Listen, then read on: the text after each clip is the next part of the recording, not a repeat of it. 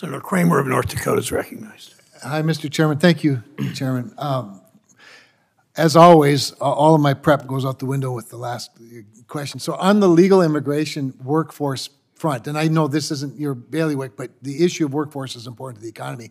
I would submit to my colleagues, beyond even the people who come here seeking asylum suddenly being available for the workforce, we have 1 million plus people who we welcome in legally every year, the vast majority of whom don't come in with a job or even a skill set. And we have so much work to do, colleagues, on the legal immigration front to create a connection between economic demands for workers and the skill set and education that our immigrants bring to us. So most every other country requires some sort of skill set useful in the economy.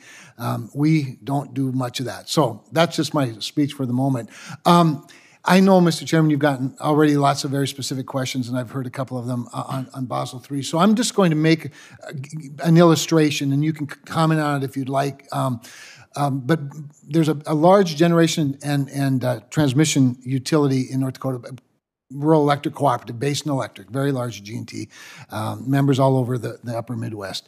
And they recently testified in front of the CFTC on Basel III, and they expressed a concern about how operations would be impacted if lending was curtailed or limited in any way. And they gave a real-world example, and I want to just give you that example. Now, remember, this is an electricity supply that we're talking about. It's critical it remains reliable. It's critical that it remains affordable. And part of an electric cooperative's risk management program, of course, is how it buys the fuel that generates the electricity. In this case, natural gas. They may buy natural gas in advance at a fixed price, realizing natural gas is one of those commodities that goes up and down in pretty big swings at times.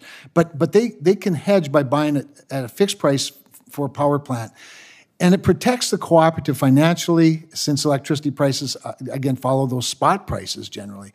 So if spot prices spike, so do electricity prices. However, with a natural gas hedge, the cooperative can generate electricity at a lower fixed fuel cost, protecting itself and its consumers from high prices. It's an upfront cost on the balance sheet between the cooperative and its bank, but it protects the reliability and affordable supply of electricity. I give you that very specific example, not even to mention that the cooperative model itself has some unique qualities about it.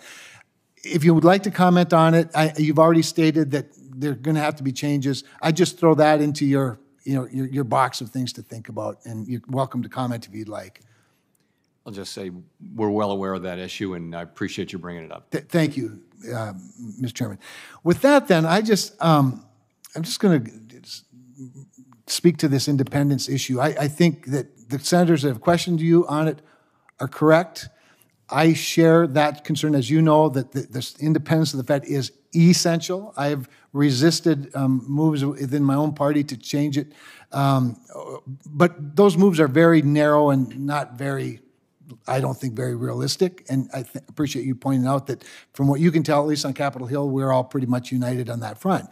Perception does matter. It matters a great deal. And you and I have had discussions over the years on, you were very, you admonished us strongly as Congress to spend what we needed to spend to get through the pandemic and to maintain the economy. I think you were right to do that. You were just as aggressive in not responding to calls to rein it in a little bit when Democrats brought the Inflation Reduction Act and the American Rescue Plan to the forefront, and I think really basically hijacked the economy and put fuel on inflation.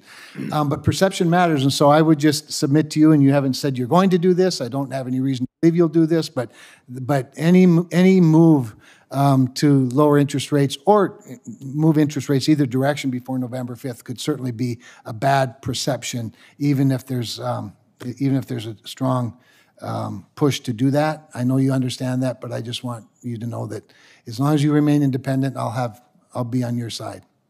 I think neutral is a good place to be. And by the way, you have one of those jobs where being boring is one of the most noble things you can be. So great job. Thank you. We do our best. Thanks, Senator Cramer.